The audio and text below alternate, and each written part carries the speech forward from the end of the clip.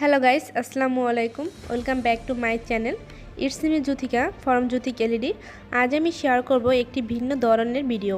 আমি আমার চ্যানেলে মূলত বিউটি টিপস সম্পর্কিত ভিডিও আপলোড করে থাকি, কিন্তু আজ আমি শেয়ার করব একটি রান্নার রেসিপি। আমি আজকে যে রেসিপিটি শেয়ার করব সেটি হচ্ছে টমেটো দিয়ে মাছের ঝোল। তো মূল ভিডিওতে চলে যাই। এখানে আমি মাছের টুকরো নিয়েছি, পিস করে কেটে নিয়েছি। এখানে আমি ঢেলা মাছ নিয়েছি, এর একটি সামুদ্রিক মাছ। মাছের পিসগুলোর সাথে আমি পরিমাণ মতো অল্প পরিমাণে তেল নিয়ে নিচ্ছি এবং পরিমাণ মতো হলুদের গুঁড়ো নিয়ে নিচ্ছি। এরপরে পরিমাণ মতো মরিচের গুঁড়ো নিয়ে নিচ্ছি এবং সবশেষে পরিমাণ মতো লবণ নিয়ে নিচ্ছি। আমি ভালো করে মিক্সড করে নিব। এরপরে মিক্সড করা হয়ে গেলে আমি এর সাথে অ্যাড করব পেঁয়াজ বাটা ও রসুন বাটা। পেঁয়াজ বাটা ও রসুন বাটা আমি ভালো করে মাছের সাথে মিক্সড করে নিব। একটু সময় নিয়ে আস্তে আস্তে মিক্সড করে নিতে হবে। আমার মিক্সড করা হয়ে গেছে। এরপর আমি মাছের পিসগুলো 10 মিনিটের জন্য ম্যারিনেট করে রেস্টে রাখব।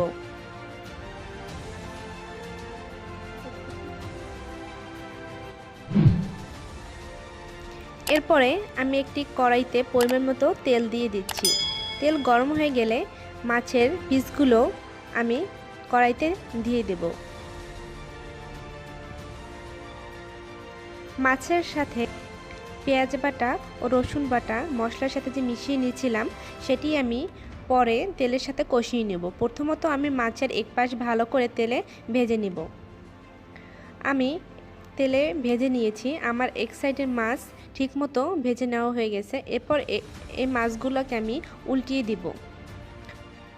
উল্টিয়ে দেওয়া হয়ে গেলে পেঁয়াজ ও রসুন বাটা আমি তেলের উপর দিয়ে দিব। এর সাথে ভালো করে কষিয়ে নিব।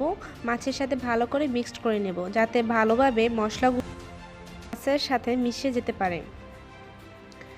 ভালো করে দুটো সাইড ভাজা হয়ে গেলে এবং মশলা ভালো করে কষিয়ে নেওয়া হয়ে গেলে আমি মাছ ভাজাটি নামিয়ে নিব। এরপর একটি পাতিলে আমি পরিমাণ মতো পানি নিয়ে নিচ্ছি। যে বাটিতে আমি মাছের পিসগুলো ম্যারিনেট করে রেখেছিলাম সেই বাটিটা ধুয়ে পানিটা আমি পাতিলে ঢেলে নিচ্ছি। এরপরে ভেজে রাখা মাছগুলো আমি পাতিলে দিয়ে দিচ্ছি। দেওয়া হয়ে গেলে এর সাথে আমি অ্যাড করছি টমেটো টুকরো এবং কাঁচামরিচের টুকরো। দেওয়া হয়ে গেলে একটু নেড়েচেড়ে দিব। এরপরে ঢাকনা দিয়ে আমি রেখে দিব, যাতে পানিটা টেনে যায় এবং টমেটোটা সিদ্ধ হয়ে যায়। এরপর আমি এটিকে নামিয়ে নিচ্ছি এবং রেসিপিটি দেখতে এরকমের হয়েছে। আপনারা একবার হলেও রেসিপিটি ট্রাই করে দেখবেন। এটি খুবই সুস্বাদু এবং লোভনীয় হয়েছে। আপনারা একবার ট্রাই করে দেখতে পারেন এবং এটির কেমন টেস্ট হয়েছে আমাকে কমেন্ট বক্সে জানাতে পারেন।